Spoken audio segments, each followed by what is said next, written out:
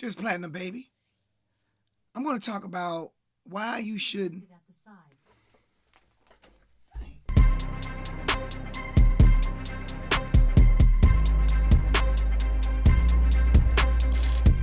Platnumbaby Productions.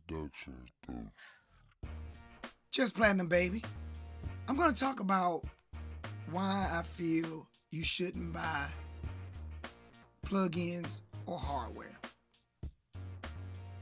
When I first started back in the 90s, my first plugins were Waves, UAD, and before I got into my plugins in like 1997, maybe 98, I was using hardware. So before I got into software, I was kind of hybrid mixing. I was using some 01Vs. I had them linked together for 48 tracks, and then I would put my music gear into the 01Vs, and then I'll come from the computer, which had a couple of UAD cards in them, and I would put those in the mixer, and then I would burn all that down to a CD. But actually, my first was the Mackie 1604. That's the first thing I bought, was the 1604 Mackie. And then I eventually moved into the digital realm. And this is what I learned along this journey. I learned that because I didn't have a lot of money to buy hardware, I used the plugins in the computer just to do the vocals. So back then, we didn't have M1s and computers were very slow. So I had to get 2 UAD cards just to manage. I did a lot of R&B and hip hop. So R&B had a lot of vocals, so I had to make sure I had enough processing power to not be buffering, and Windows was tricky. So you had to really go in and set it up to optimize it for recording audio. And back then, they did have internet, so I was able to, I know that sounded funny, but I was able to go online and look up how to optimize my computer for recording. So I was able to do that. That was funny, I said they had internet. That's so funny. So why don't you need plugins? Well, you can always use plugins, but for somebody like me, do I need to use them?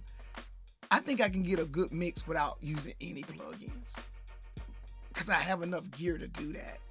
The only time I really use plugins is when I'm using like an auto tune, or I use the Waves EQ1 to roll stuff off. But my main EQ is my SSL X EQ for fine tuning stuff. And the way I do it, insert the Waves SSL across all my channels, and then I'll use my controller, my UC1, to manipulate it once I go through the mix. And if I hear something that I need to move out the way, then I'll use that EQ to move stuff out the way. I really won't mess with the mix out here. I'll kind of use that to kind of do some cuts to kind of get stuff out the way. My goal is to do all that on the hardware, and I'll be like 98% there. And then I'll be listening to it. I'll be like, something needs to be moved out the way or panned or something like that. And then that's when I'll use the SSL EQ. But it's on every channel, and it may or may not be active. It just depends. Some people will say, well, just running through it will give it a certain sound, and that's probably true. But if nothing's on, then I don't know if that's true or not. If you think you need hardware, you should get hardware. I think it'll definitely improve. If you look at all the industry dudes, they tell you these stories about they're just in the box, but all their stuff went through hardware. And they also are mixing the computer, but their stuff is coming out to top end, high end converters, going into some hardware and being burnt down somewhere. They're going through something. Now, I know there's going to be some naysayers on here, be like, no, they're not. They're just mixing in the box. Well, you can believe that. You can believe if you want to that they're mixing in a box. That's okay.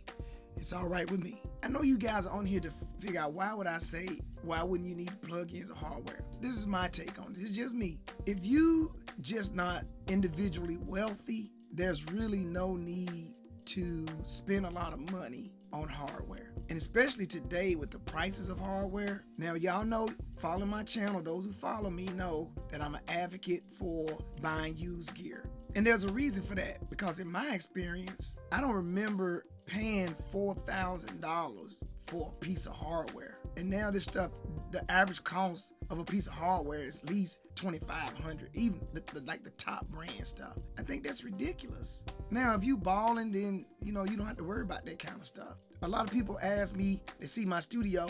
They're like, how you afford all that gear? I've answered them, so I'm gonna let you know how I did it. When I was in the military, we would do deployments. I spent 30 years in the military, spent 16 and a half years at sea. So whenever we would go on deployments, I would save money. Even though I was married and I had a family back home, you would get tax-free, you would get hazard duty pay, separation pay, seed pay. Man, it was all kind of money. Then don't go in a tax-free zone. Ooh, we was killing them. Money, buku money. So what I would do is I'd save money, but I take care of home. My wife was working, so she was making good money too. And I would just bank, and then when I come back, I would buy like 1 or 2 pieces. I wouldn't go stupid with it. And then over time, it just accumulated into all this gear. I have spent about, in the last 2.5 years, I've spent about 50 grand buying stuff, but it's more been like the LA2A 1176. I redid my whole studio, and it was time, because my studio was dated back in 2009. So I had to upgrade my studio, bought a new computer M1 and a whole bunch of new gear and audio interfaces. And so I spent a little over 50 grand in the last 2.5 years, but I didn't spend it all at once. This is what I recommend. If you're not making a lot of money like that, just buy like 1 piece a year, like treat yourself. And you save over the year, and you be like, it's something I really want. Say you want a mic pre, and it don't have to cost $2,000. They got the Neve 1073 for $1,700 right now, maybe $1,800. And you be like, well, I want to get me a nice mic pre. So you save, and then at the end of that year, treat, whether it be for your birthday or a Christmas gift to yourself, then you buy that piece of gear. And that's kind of what I do now. I buy one. Well, I try to buy 1 piece a year, but since I've been doing these gear hunts, I've been buying gear. I gotta stop that. That's what I recommend for anyone that's trying to get into hardware.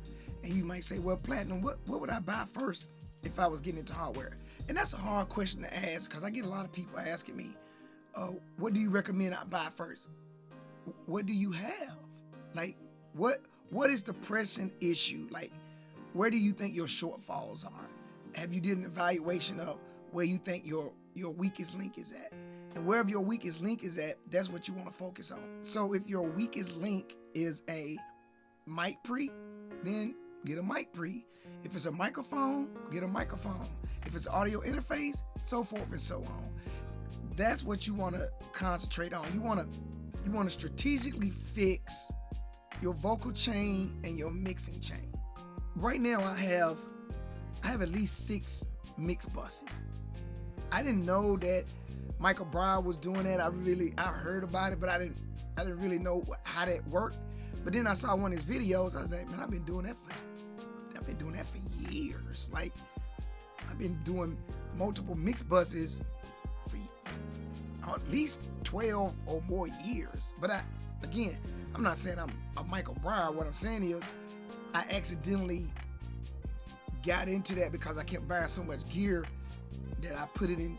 I just say, okay, this chain is gonna be for my vocals. This chain is gonna be for my drums. This chain is gonna be for music, and that's what kind of happened. So that's the reason why I got so many mix bus chains. Just think about it. Take it one step at a time. You say, okay, I want a mix bus. What does that look like? Well, it's gonna look like a nice EQ. It's gonna look like a nice compressor, and they big on this saturation stuff right now and having a saturator, and people argue, well, you should put it in the front, you should put it in the back. You got to remember, there was no saturators 10 years ago. Okay, Burrow, I think Burrow was coming out. And if there was some saturators, it wasn't well known. And it was probably only in the master studios. that whole philosophy of, oh, you gotta have a saturator.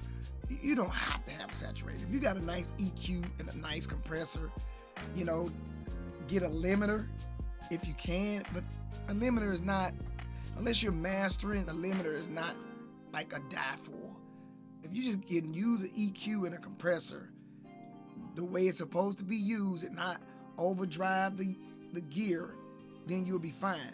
Just like hardware is just like plugins. You can overdrive it and it sounds horrible. So you got to be careful with that. I like to share these experiences with you guys because a lot of y'all are going to eventually have all this kind of stuff, or you want to have all this stuff and you eventually get it. And you just got to figure out a way to get it without putting yourself in debt. And that's what I'm an advocate for. I don't think anyone should go out, if they don't have the money, be putting themselves in debt to keep up with the Joneses, so to speak. How important is it to have converters? It's absolutely important. I use Apogee converters, but I also have a Burrow and I have a Lavery Gold optimizer. Some people would say that's not necessary to have a digital optimizer, but what I like about it is it has built-in DC offset. A lot of people don't know about DC offset, but if you're not using DC offset when you're doing your masters, you need to look up what DC offset is. So some people say, well, you really didn't need that. But I like it because, like I said, it has features on it that I can use to give me that extra edge in my audio quality. Speakers. I'm kind of torn between speakers. Y'all know, those who follow me know that I've had a lot of speakers. I still got a lot of speakers. Thing about speakers, I'll explain it like this. I wanted to keep up with the Joneses, and I want the barefoot monitors. The barefoots, I can't remember how much. I think I paid maybe like $2,500 for them, I think. They was on sale.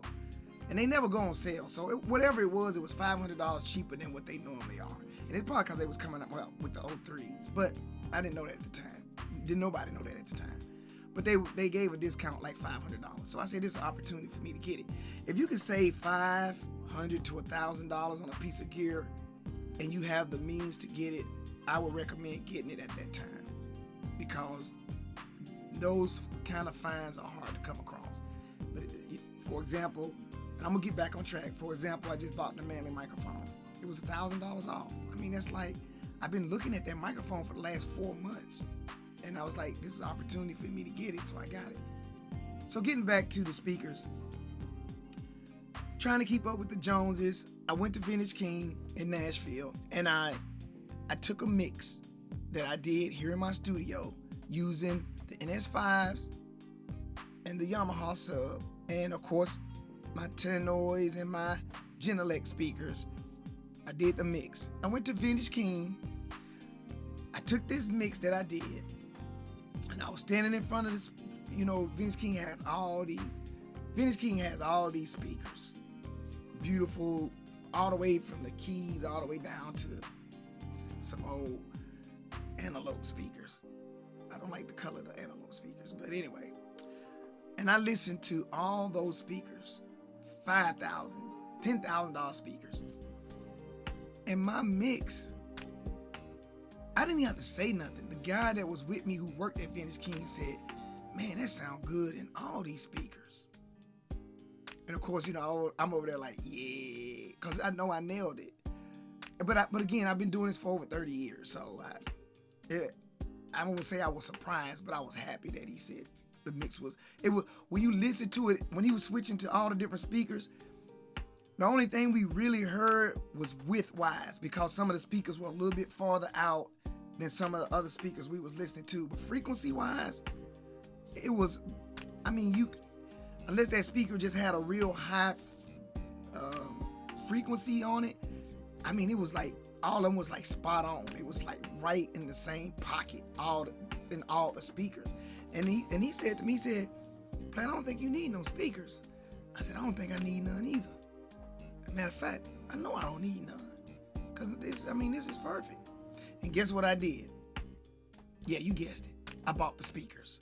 Anyway, now how do I feel about the barefoots? I'll be honest with you. I don't use them. I use them to play back, but I don't mix with them. I just don't mix with them. I don't know why. I don't know why I don't mix with them. I think maybe I've done some mixes with them and I just didn't like the way something's now. Of course they have this little thing you can do the NS5s. I mean, you can do the NS10s and you can do the cubes. But what I mix with is I use the Genelecs. I'll play the mix back loud on the Barefoots, but I won't mix. I don't really mix on them. And then I'll bounce I use my Genelecs, and then I'll bounce my mix off my cubes. Every now and then I'll play the NS10s. Not often, but I will use the NS10s every now and then. And that's my experience with speakers, is that if you got too deep, man, you do not have to. I know some Grammy, I don't know them personally, but I've seen them online. They be using Rocket 5s and stuff like that. I mean, Posada used Rocket 5s for a long time. When he was back 7, 8 years ago, he had a set of Rocket 5s on his desktop. So this thing about spending all this money on speakers and stuff, I know these companies want to make this money, but the reality is, for those who can't afford it, man, you see my gear hunts, just go to the pawn shops, man. They be having these speakers. We saw some Rocket 5s for $100. Now, I don't know if they was $100 each, but Florida Music Group was with me, and we was like, I think these are $100 for the set. And they was the white ones. Matter of fact, they was $95. So I don't need no speakers, so I didn't buy them. Now, I know my room very well. My room is well treated. I've been in this room for the last 5 years. I know I built this room, so I know how it's supposed to sound. I said this before, I don't do car checks because I don't have to. I just go outside the room, I listen in the garage, and if something is if it's poking out, then I'll come in and adjust it, and then I'll go back out. Try that. Go to another room, listen to the mix. You should hear everything. You should hear every instrument, every vocal should be clearly heard in an adjacent room. Now, I said this in my previous videos, you want to mix low. When you're in the sweet spot, you want to mix low, but when you checking that balance, you can, of course, you can go up and down when you're checking your balance, but when you're doing that final balance, just listen to it real quietly, and then the final check for me is to leave the room after I did my balancing, and then I know it's right. So that's one of the techniques that I use. Some people may not agree with it, and that's okay. Everybody got their own style. There's no rule of thumb for that. But if you start doing something like that, you will start understanding what your room sound like, and when things are balanced, you'll be able to hear it better. And eventually you'll probably get away from doing the car checks. But one of the things I want to say too about car checks, if you're a mixer and you do car checks and you go with the artist to do a car check, this is what I do. When I'm in the car with them and we listen to the track, I always ask, does this sound like it's on the radio? Because remember, their ears are tuned to their car, and you don't know how their EQ is. So it's okay to let them hear it the way they would hear it in their car, and not you make adjustments or be like, let's flatten out the EQ so I can make sure it's right. No, because that's not how he's gonna listen to it. He's gonna listen to it how he got it.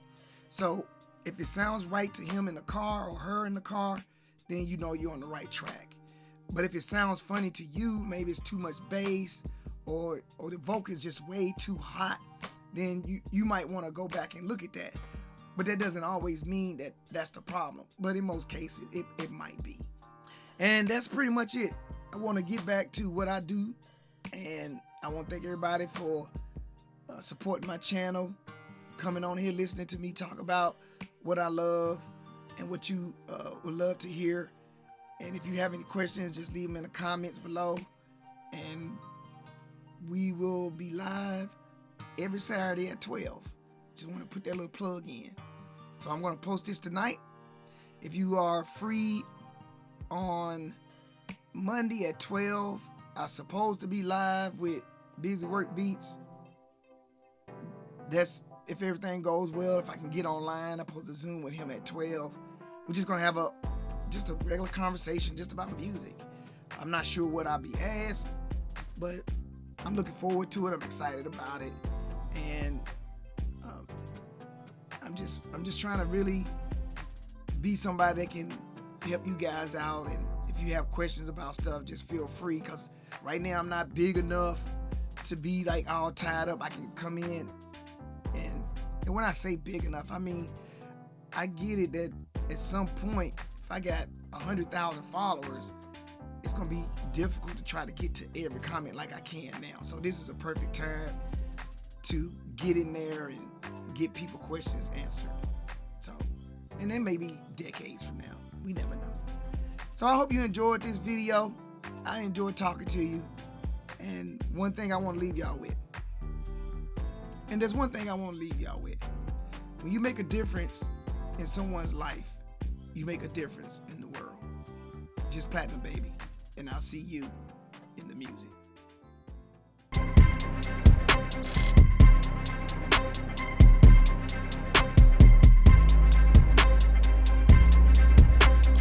Platinum Baby Productions.